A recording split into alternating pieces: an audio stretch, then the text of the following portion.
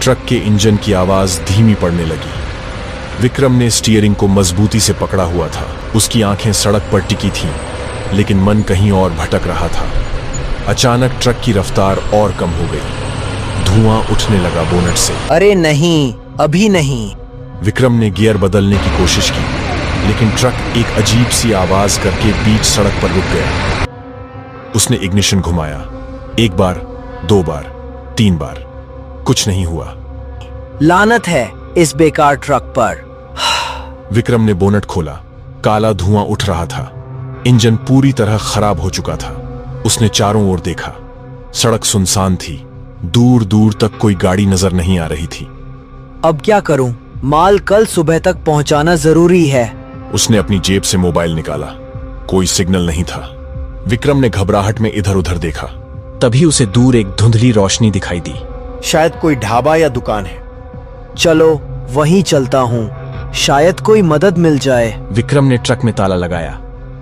अपना छोटा सा बैग उठाया, जिसमें मालिक की दी हुई नकदी थी, पूरे 50,000 रुपए।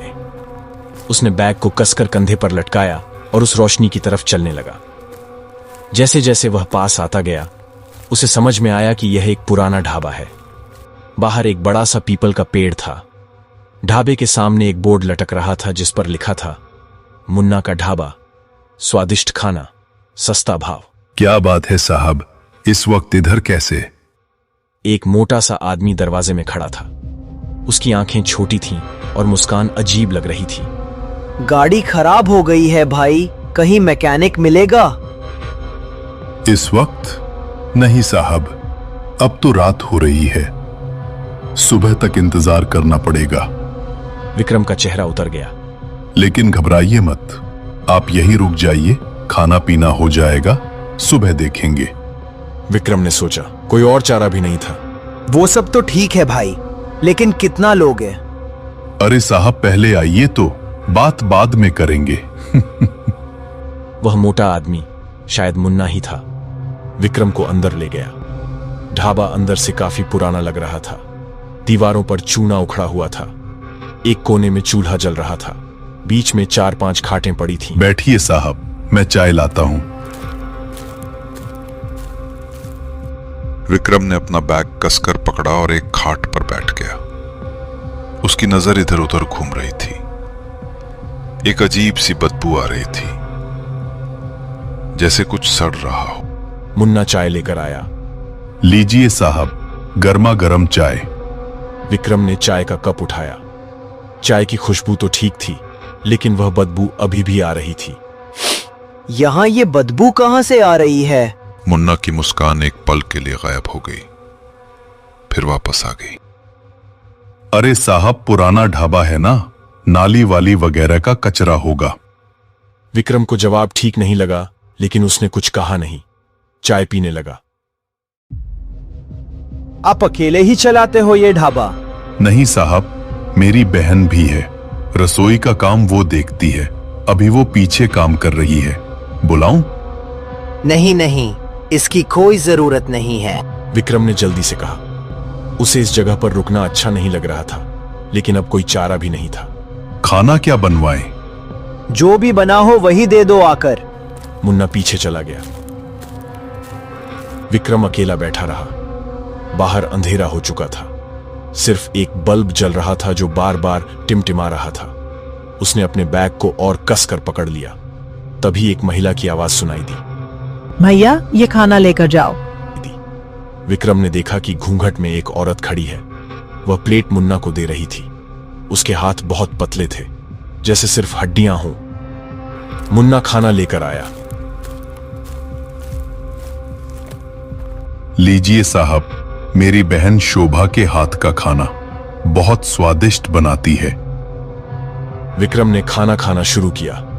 खाना वाकई अच्छा था, लेकिन वह बदबू अभी भी परेशान कर रही थी। जैसे जैसे रात गहरी होती गई, वह बदबू और तेज होती गई। खाना खत्म करके विक्रम ने पूछा, सोने का इंतजाम कहाँ है?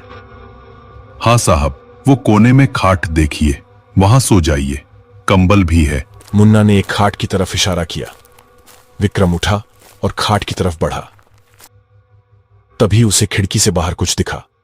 पीपल के पेड़ के पास कोई खड़ा था, लेकिन जब उसने ध्यान से देखा तो वहां कोई नहीं था। पीछे से मुन्ना की आवाज आई, भूत प्रेत में विश्वास नहीं करता साहब। विक्रम चौंक गया। क्या मतलब? कुछ नहीं साहब, बस ऐसे ही पूछ रहा था। अच्छा, मैं सोने जा रहा हूं, आपको कुछ चाहिए तो आवाज दे देना। मुन्ना चला गया। विक्रम खाट पर लेट गया, लेकिन उसे नींद नहीं आ रही थी। वह बदबू अब असहनीय हो रही थी, और सबसे अजीब बात, वह सिर्फ इस कोने से आ रही थी जहां वह लेटा था। उसने बैग को अपने सीने से चिपका लिया, आंखें बंद करने की कोशिश की, लेकिन तभी उसे एक आवाज सुनाई दी। कोई धीरे धीरे रो रहा था।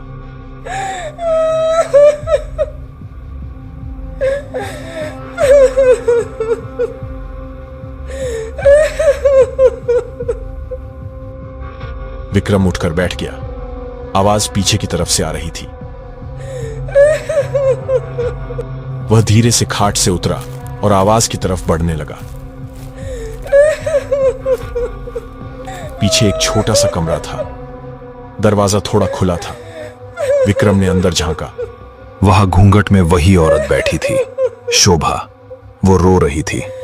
क्या हुआ? आप रो क्यों रही हैं? आप ठीक तो हैं ना? शोभा ने अचानक रोना बंद कर दिया। उसने धीरे से अपना सिर उठाया।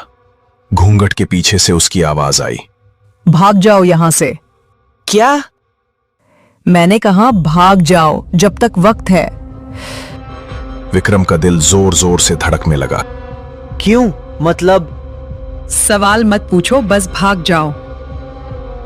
तभी पीछे से मुन्ना की आवाज आई, शोभा, किससे बात कर रही है? विक्रम तुरंत पीछे मुड़ा। मुन्ना गुस्से से उसकी तरफ देख रहा था। अरे साहब, आप यहां क्या कर रहे हैं? नींद नहीं आई? वो मैं बाथरूम ढूंढ रहा था, गलती से चला आया। बाथरूम तो सामने की तरफ है साहब, यहां क्यों आए? मुन्ना की आवाज में अब कड़वाहट थी। मुस्कान गायब हो चुकी थी। चलिए मैं दिखाता हूं। मुन्ना ने विक्रम को वापस बाहर ले जाकर बाथरूम दिखाया, लेकिन उसकी आंखों में अब शक था। विक्रम वापस अपनी खाट पर आया। उसका दिल अभी भी तेजी से धड़क रहा था।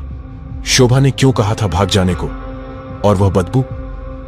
विक्रम ने फैसला किया कि वह जागता रहेगा, लेकिन थकान इतनी ज्यादा थी कि कुछ ही देर में उसकी आंखें भारी होने लगीं, नींद आने लगी। अचानक एक तेज आवाज से विक्रम की नींद टूटी। किसी चीज के गिरने की आवाज थी। उसने घड़ी देखी। रात के 3 बज रहे थे। चारों तरफ अंधेरा था। सिर्फ बाहर से चांदनी की हल्की रोशनी आ रही थी। विक्रम धीरे से उठा। आवाज पीछे से आई थी। वह फिर से उस कमरे की तरफ बढ़ा। इस बार दरवाजा पूरा खुला था। अंदर अंधेरा था, लेकिन कुछ दिख रहा था। विक्रम ने अपना मोबाइल निकाला और टॉर्च जलाई। जो उसने देखा उससे उसके होश उड़ गए। फर्श पर खून के धब्बे थे, ताजा खून, और कोने में एक बड़ी सी अलमारी थी जिसका दरवाजा खुला था। उसमें कपड़े लटक रहे थे, लेकिन वह कपड़े नहीं थे। वह तो... विक्रम के मुंह से चीख निकल गई। वह इंसानों की खालें थीं। 4-5 खालें अलमारी में लटकी हुई थीं। देख लिया ना? पीछे से मुन्ना की आवाज आई। विक्रम घूमा। मुन्ना हाथ में एक बड़ा सा चाकू लेकर खड़ा था। उसकी आंखों में अब कोई मुस्कान नहीं थी, सिर्फ पागलपन था। तुम्हें जाने नहीं चाहिए था उस कमरे में, लेकिन तुम गए। अब तो तुम्हें भी यही रहना होगा। विक्रम पीछे हटने लगा। तुम पागल हो? तुम लोगों को मार रहे हो? मारना? नहीं नहीं, हम तो सिर्फ उनकी खाल उतारते हैं, बाकी को तो हम खा जाते हैं। कुछ बर्बाद नहीं होता।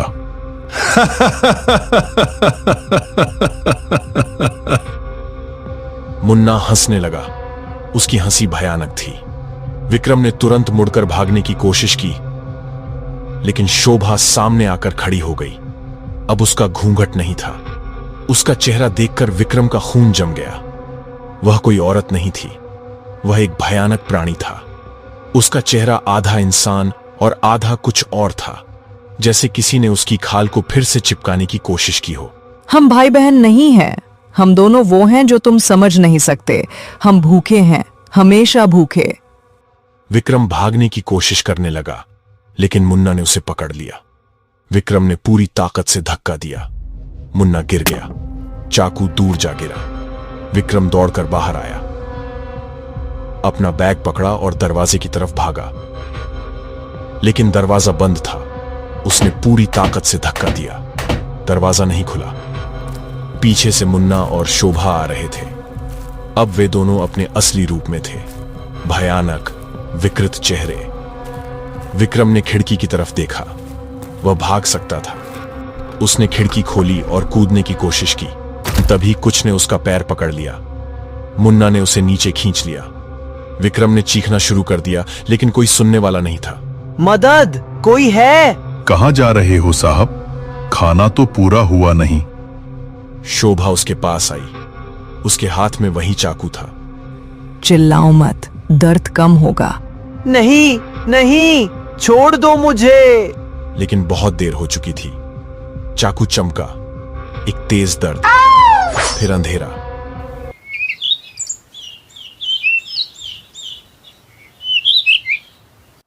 सुबह की धूप निकली। सड़क पर एक पुलिस की जीप आकर रुकी। 2 सिपाही उतरे। ये रहा वो ट्रक जो रिपोर्ट में था, लेकिन ड्राइवर कहां है? उन्होंने इधर उधर देखा। दूर ढाबा दिखा। दोनों ढाबे की तरफ बढ़े, लेकिन जैसे ही पास पहुंचे उन्हें समझ में आया कि कुछ गड़बड़ है। ढाबा पूरी तरह से वीरान था, जैसे सालों से कोई नहीं आया हो। ये तो बंद है, अंदर चलकर देखते हैं। वे अंदर गए। सब कुछ टूटा फूटा था, जालों से भरा हुआ। ऐसा लग रहा था जैसे यह जगह बरसों से छोड़ी गई हो। कुछ समझ में नहीं आ रहा। तभी एक सिपाही को फर्श पर कुछ दिखा। एक बैग पड़ा था। उसने उठाया। बैग खोला तो अंदर पैसे थे और एक आईडी कार्ड, विक्रम का। देखो, ये बैग, ये तो उसी ड्राइवर का है जिसे हम ढूंढ रहे हैं, लेकिन वो कहां है? दोनों सिपाही पूरे ढाबे में ढूंढने लगे, लेकिन विक्रम का कोई निशान नहीं मिला।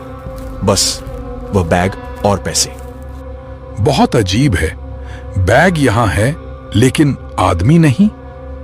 चलो स्टेशन चलते हैं, इसकी रिपोर्ट करनी होगी।